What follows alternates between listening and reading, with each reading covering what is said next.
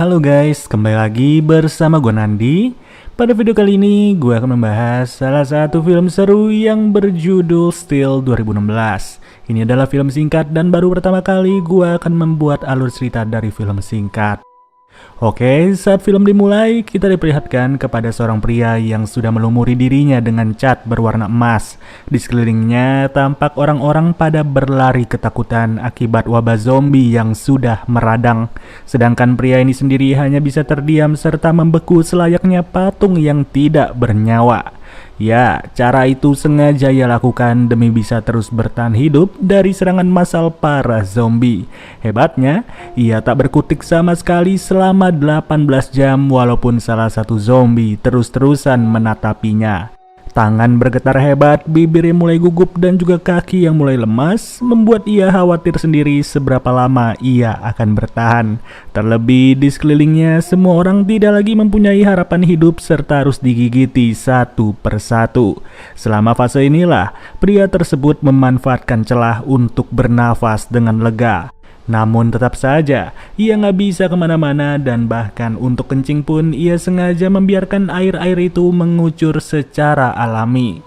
Ya, bayangkan saja bagaimana rasanya berada di posisi pria ini.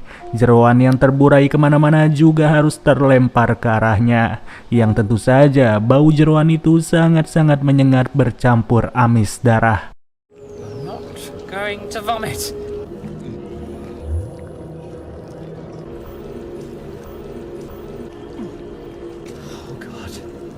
Okay, ignore this. You're not gonna vomit.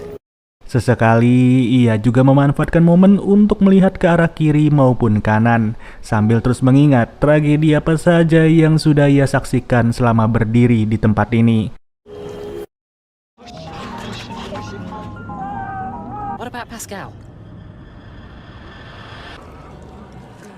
I don't believe it.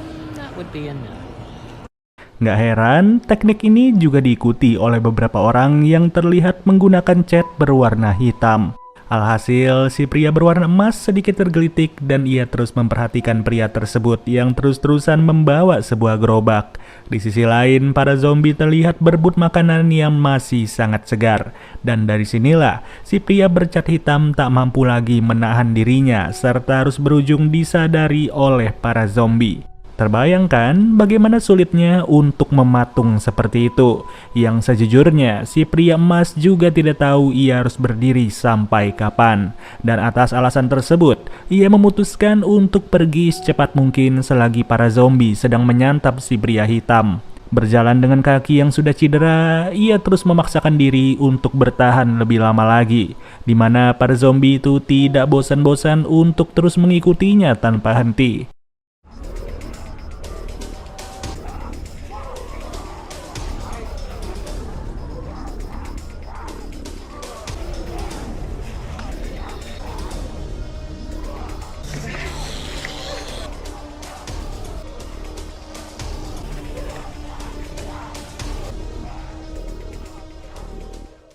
Beruntung, ia berhasil memanfaatkan momentum dengan baik dan para zombie itu tidak bisa lagi mengikutinya.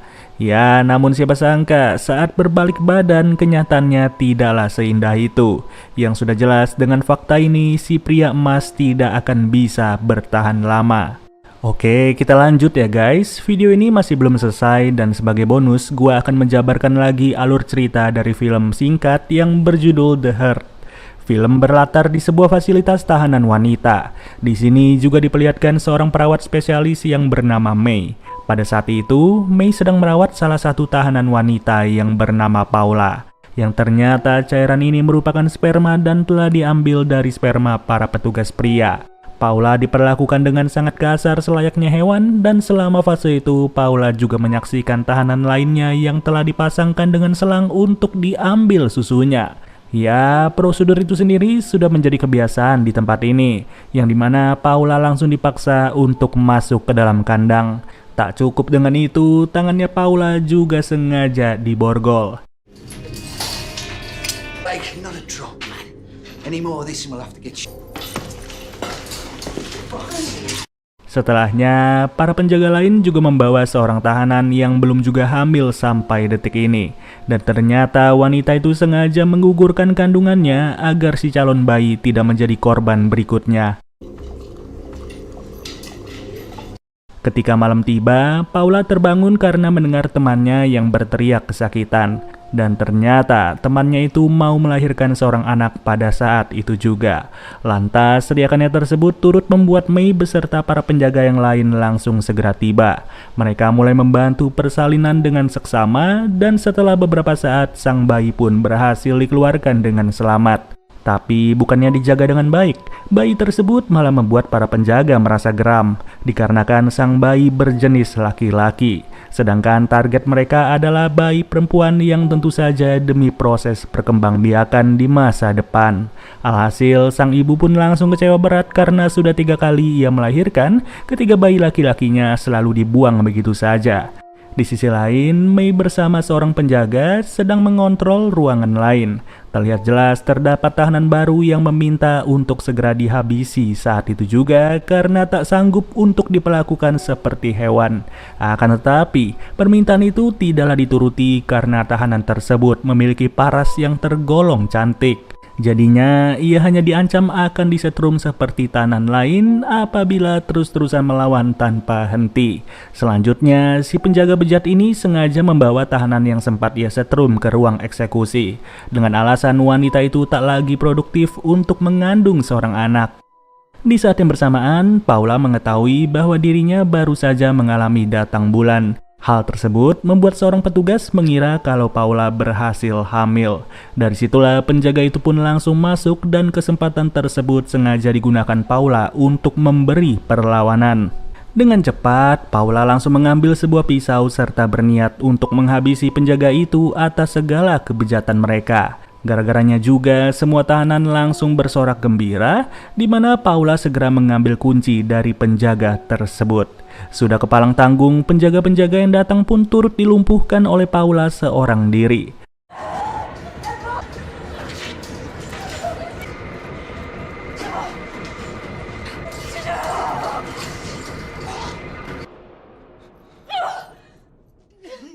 Setelahnya, Paula sengaja melempar kunci tersebut kepada para tahanan agar mereka bisa segera melepaskan diri. Ia pun melihat temannya yang dihabisi dengan alat penembak paku. Di dalam ruangan tersebut, Paula melihat banyak ruangan yang ditutupi dengan bilik. Yang bikin kaget, di dalam bilik tersebut terdapat banyak sekali wanita yang sedang dipanen asinya.